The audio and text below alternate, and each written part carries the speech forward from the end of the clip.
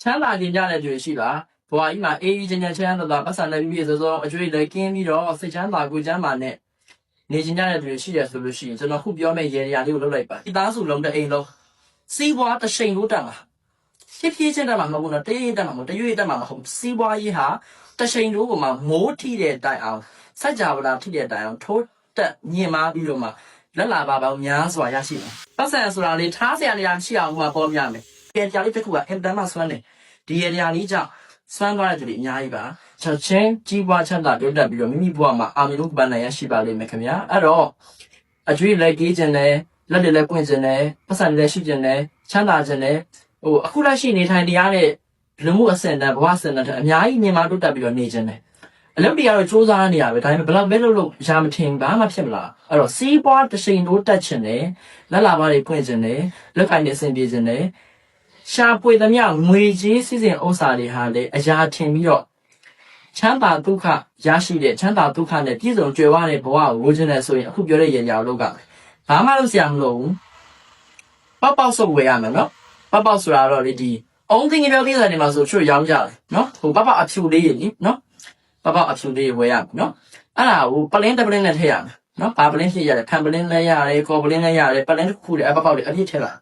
အပြည့်ထည့်ပြီးလို့ရှိရင်နေလာကုန်ဆိုင်မှာရောင်းတဲ့ TP ဆိုတာရှိတယ် TP ကအသေးလည်းရတယ်အကြီးလည်းရတယ်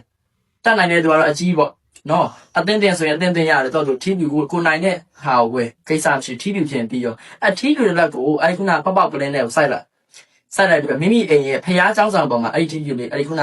ဟိုပေါက်ပလင်းလေးကိုတင်တာ TP စိုက်ထားတဲ့ပေါက်ပလင်းလေးကိုတင်တာတင်ပြီးတော့ကတ်လူပူဆိုရမယ်ရွရမယ်မန်နန်ကအုံ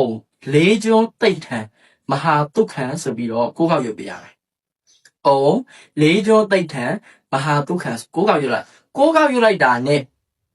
အဲ့ဒီနေရာနဲ့စပြီးတော့အဲ့ဒီလိုမျိုးလှူဒန်းထားတဲ့မိသားစုပေါ့နော်အဲ့လိုမျိုးဖျားမှာလူမျိုးပေါက်ဆုပ်ပေါက်လေးနဲ့ကတိပြူလေးနဲ့ထည့်ပြီးတော့မန်နန်လေးရွတ်ပြီးတော့လှူတဲ့နေရာနဲ့စပြီးတော့တမိသားစုလုံးတဲ့အိမ်လုံးစီးပွားတစ်ချိန်လို့တက်မှာဖြစ်ဖြစ်ချင်းတက်မှာမဟုတ်ဘူးနော်တရွေ့တက်မှာမဟုတ်တရွေ့တက်မှာမဟုတ်စီးပွားရေးဟာတစ်ချိန်လို့ကမှမိုးထိတဲ့တိုင်အောင်စัจ java လာထိတဲ့တိုင်အောင်ထိုးတက်ညင်မာပြီးတော့မှ